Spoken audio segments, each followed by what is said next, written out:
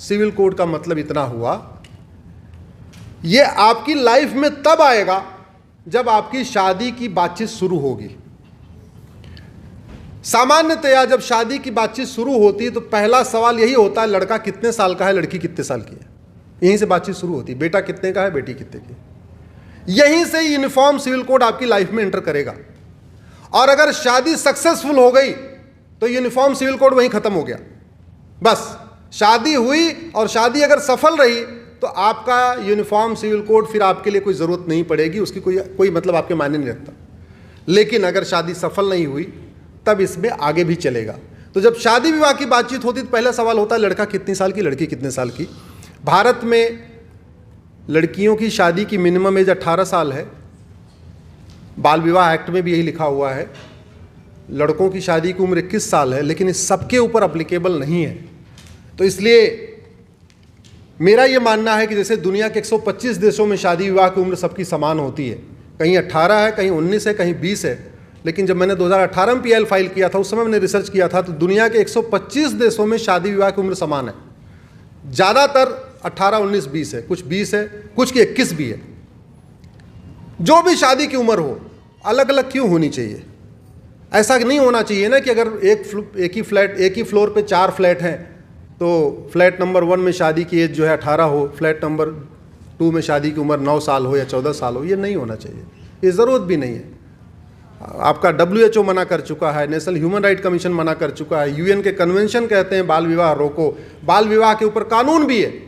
तो बस इतना करना है कि वो बाल विवाह का कानून सब पे लागू हो जाए, छूट नहीं मिलनी चाहिए। बाल विवाह तो सबके लिए पाप है, आज की डेट में ठीक नहीं है, आज की ज़रूरत नहीं है, नहीं है तो नहीं है, सबके लिए होना चाहिए। अगर शादी सफल हो गई, आपका रोल ख़त्म। अगर शादी आगे बढ़ी तब आएगा नेक्स्ट प्रोसेस कि भाई हमें शादी का रजिस्ट्रेशन हो गया। नेक्स्ट आता है कि शादी तोड़ना है कि नहीं। अगर शादी तोड़ना है तो कैसे कैसे तोड़ना है। स्वाभाविक सी बात है, दुनिया में एक भी सेकुलर कंट्री ऐसा नहीं है जहां आज मौखिक तलाक हो रहा हो, जहां मौखिक डिवोर्स हो रहा हो। जिन देशों में रूल ऑफ लॉ है, जिन देशों में संविधान है, जिन देशों में सेकुलरिज्म है, वहाँ पे विवाह तोड़ने के लिए आपको थ्रू कोर्ट ही जाना पड़ेगा। Extra judicial divorce complete ban है। और ये बाकी तो छोड़िए, कुछ एक नॉन डेमोक्रेटिक कंट्री में भी बैन है। उदाहरण के लिए टर्की सेकुलर डेमोक्रेटिक कंट्री नहीं है, वहाँ पे भी बैन है। और भारत में हम कहते हैं सेकुलर है, डेमोक्रेटिक है, फिर भी चल रहा है। और इसका जो सबसे बड़ा खामियाजा भुगत रही हैं हमारी मुस्लिम बेटियां भुगत रही हैं। मैंने तो 4 तरीके का डिवोर्स सुप्रीम कोर्ट में चैलेंज किया है, तलाक़े हसन, तलाक़े बाइन, तलाक़े किनाया।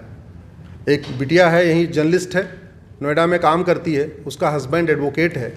उसने उसको 3 चिट्ठी भेजा और चिट्ठी पे साइन भी नहीं किया और बोला डिवोर्स हो गया। और बाद में पेटीएम से 15,000 रुपये भेज दिया, बोले तुम्हारा गुजारा भत्ता हो गया, मेंटेनेंस हो गया, मेहर की रकम हो गई।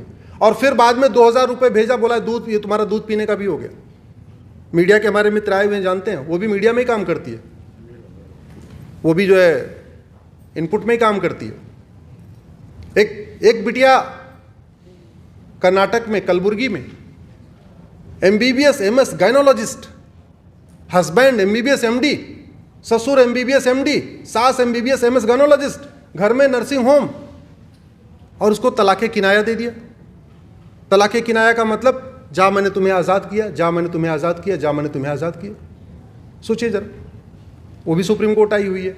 मेरा ये कहना है कि भारत की संस्कृति नारी तू नारायणी की थी, नारी तू नारायणी की है। तो जो भी कानून बने वो भारत की संस्कृति के अनुरूप बने, और किसी भी देश का संविधान वहीं की संस्कृति को प्रमोट और प्रोपोगेट करने के लिए होता है। अमेरिका का संविधान अमेरिकन कल्चर को प्रमोट करेगा, अरब का कॉन्स्टिट्यूशन अरब के कल्चर को प्रमोट करेगा, तो भारत का कॉन्स्टिट्यूशन किसको कल्चर प्रमोट करेगा? भारत के कल्चर को प्रमोट करेगा। और भारत का कल्चर वसुधैव कुटुंबकम नारी तू नारायणी का है। इसलिए यहाँ पे ज़रूरत आ गई है कि इस तरीके का जितने मौखिक रूप से डिवोर्स हो रहे हैं ये बंद हों। सबके लिए grounds of divorce, procedure of divorce एक कॉमन किया जाए। गुजारा भत्ता का प्रावधान सबके लिए होता है। गुजारा भत्ता सिविल राइट का इशू है, गुजारा भत्ता ह्यूमन राइट का इशू है। भाई गुजर बसर करने के लिए चाहिए। जो बेटी कल तक खुशहाल थी, आराम से रह रही थी, अगर आज वो सड़क पे आ गई है, कोई उसका है देखने वाला नहीं है, तो कुछ तो उसको एक मिनिमम चाहिए कि भाई वो सर्वाइव कर सके। तो गुजारा भत्ता सबको मिलना चाहिए। इसी तरीके बच्चा गोद लेने का अधिकार सबको मिलना चाहिए, भरण पोषण का अधिकार सबको मिलना चाहिए, विरासत का अधिकार सबको मिलना चाहिए, वसीयत का अधिकार सबको मिलना चाहिए। भारत की संस्कृति तो एक पति एक पत्नी की रही है, आज भी अच्छा माना जाता है। एक पति एक पत्नी पूरी दुनिया में कई सारे ऐसे कंट्रीज हैं, खासतौर पे जो डेवलप्ड कंट्रीज हैं, डेमोक्रेटिक कंट्री हैं, जहाँ रूल ऑफ लॉ है, वहाँ पॉलीगैमी अलाउ नहीं है। भारत में भी सेक्शन 494 इंडियन पिनल कोड में दूसरा विवाह करने पे 7 साल सजा है, लेकिन उसमें 5 शब्द ऐसे जोड़े हुए हैं, ये मैकाले ने जोड़ा था, वो तो आज तक चल रहा है। उस मैकाले के 5 शब्द को हटा दिया जाए सेक्शन 494 से, पॉलीगैमी सबके लिए ऑफेंस हो जाएगा, 7 साल सजा सबको होगी। इसी तरीके से आपके पेरेंट्स केयर, भाई सब कुछ हो गया, माता पिता की देखभाल कहाँ से करेगा? तलाक भी हो गया, गुजारा भत्ता भी हो गया, बच्चे के भरण पोषण, और माँ बाप जिन्होंने शादी में इतना खर्चा बर्चा किया था, बहू लाए थे, बहू का गुजारा भत्ता हो गया, बेटा भी निकल गया, और माँ बाप कहाँ जाएंगे? तो कॉमन सिविल कोड में मुझे लगता है एक पेरेंट्स केयर का भी एक प्रोविज़न होना चाहिए। और इसलिए मैं कहता हूँ कि ये इंडियन सिविल कोड, भारतीय नागरिक संहिता, भारत की संस्कृति के अनुरूप होनी चाहिए।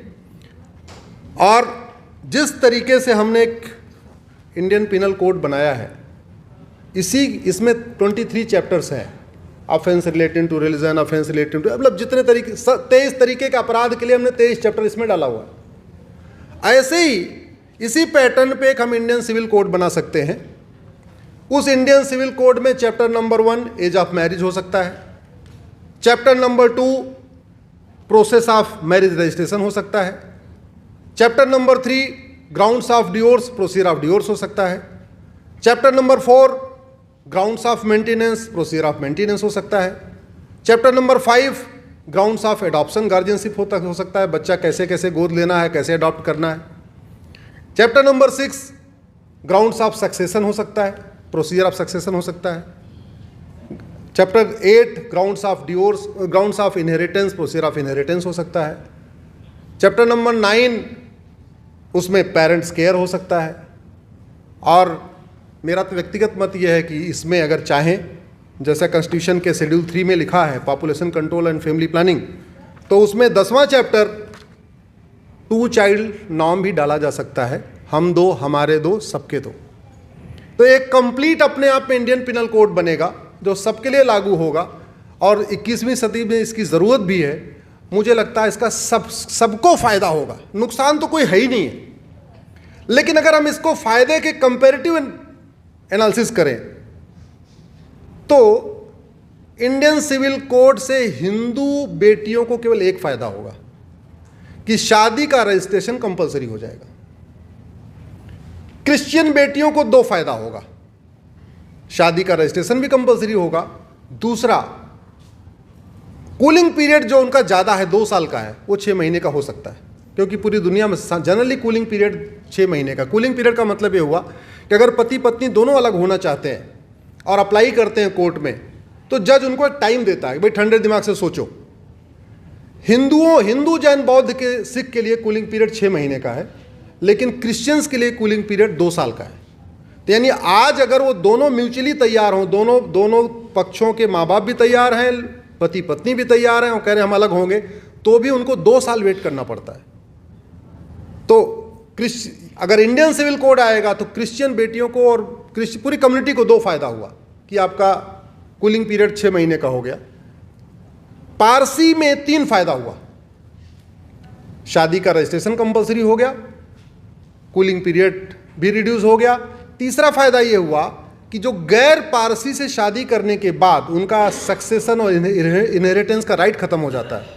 गैर पारसी शादी करने के बाद उनका जो प्रॉपर्टी राइट खत्म हो जाता है, वो प्रॉपर्टी राइट खत्म नहीं होगा। तो क्रिश्चियंस को 3 फायदा हुआ, लेकिन हमारी मुस्लिम बेटियों को इंडियन सिविल कोड का 11 फायदा होगा। हिंदू बेटियों को 1 फायदा, मुस्लिम बेटियों को 11 फायदा। 11 फायदा कैसे?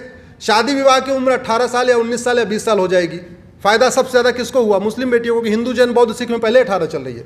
मुस्लिम बेटियों की जो शादी की एज है वो प्यूबर्टी है, पीरियड आ गया। दिल्ली जैसे पोल्यूटेड शहर में जहाँ पानी भी गंदा है, हवा भी गंदी है, air pollution, water pollution, noise pollution है, 9 साल में पीरियड आने शुरू हो जाते हैं, 8 साल में पीरियड शुरू हो जाते हैं। तो क्या 8 साल 9 साल की बच्ची क्या शादी लायक हो गई? नहीं हुई। तो इसलिए अगर 18 साल होगी तो वह स्वाभाविक सी बात है, जो फिजिकली भी मैच्योर होगी, मेंटली भी मैच्योर होगी, उसकी कम से कम 12वीं तक की पढ़ाई भी हो चुकी होगी। इसलिए मैं कहता हूँ कि इंडियन सिविल कोड का सबसे ज़्यादा फ़ायदा 11 मुस्लिम बेटियों को मिलेगा। शादी विवाह की उम्र समान होगी, सबसे ज़्यादा फ़ायदा मुस्लिम बेटियों को। Grounds of divorce, procedure of divorce common हो जाएगा, सबसे ज़्यादा फ़ायदा मुस्लिम बेटियों को। मेंटेनेंस गुजारा भत्ता सबको मिलेगा, उसका फ़ायदा मुस्लिम बेटियों को। बच्चा गोद लेने का अधिकार मिल जाएगा, उसका सबसे ज़्यादा फ़ायदा मुस्लिम बेटियों को। बच्चों के भरण पोषण का अधिकार मिल जाएगा, उसका सबसे ज़्यादा फ़ायदा मुस्लिम बेटियों को। विरासत का एक समान अधिकार मिलेगा, उसका सबसे ज़्यादा फ़ायदा मुस्लिम बेटियों को। वसीयत का एक समान अधिकार मिलेगा, उसका सबसे ज़्यादा फ़ायदा मुस्लिम बेटियों को। एक पति एक पत्नी का नियम लागू होगा, उसका सबसे ज़्यादा फ़ायदा मुस्लिम बेटियों को। हम दो हमारे दो लागू होगा, सबसे ज़्यादा फ़ायदा मुस्लिम बेटियों को। माता पिता की देखभाल का अधिकार मिलेगा, उसका भी सबसे ज़्यादा फ़ायदा मुस्लिम बेटियों को। अल्टीमेटली ये one nation one civil code या इंडियन सिविल कोड सबके हितकर में है। किसी को 1 फ़ायदा, किसी को 2 फ़ायदा, किसी को 3 फ़ायदा, किसी को 10 फ़ायदा, लेकिन नुकसान किसी को नहीं है।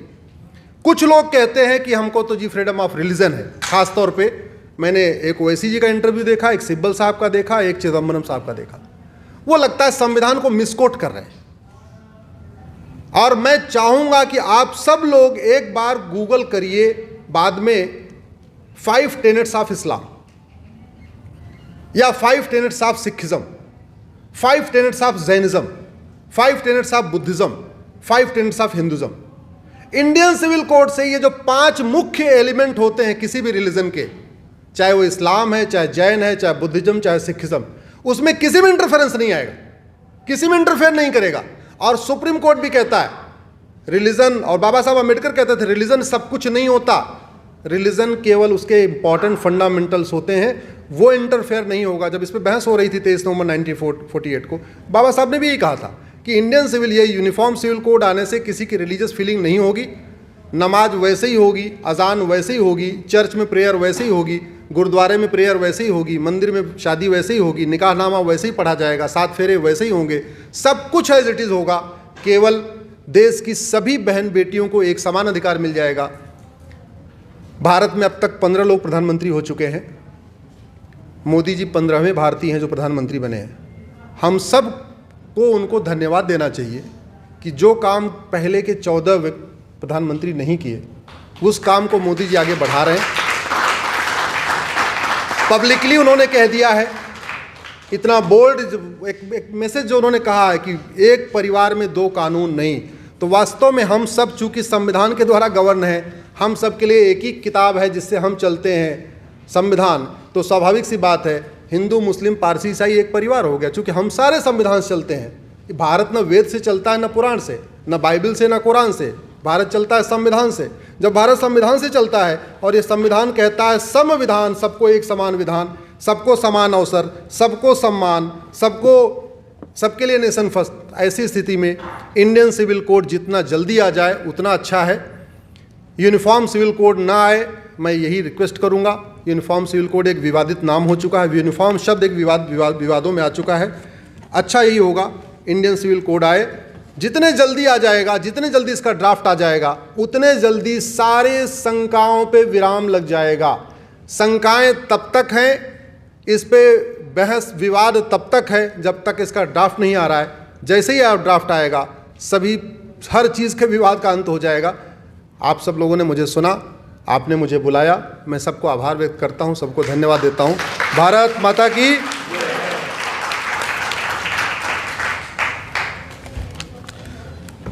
बहुत बहुत धन्यवाद, बहुत सरल और साधारण तरीके से बात को समझाने के लिए। मैं एक बार सभी से आग्रह करूंगा कि एक बार जोरदार तालियों से भाई साहब का धन्यवाद करें। अपने मध्य में श्रीमान इकबाल सिंह लालपुरा जी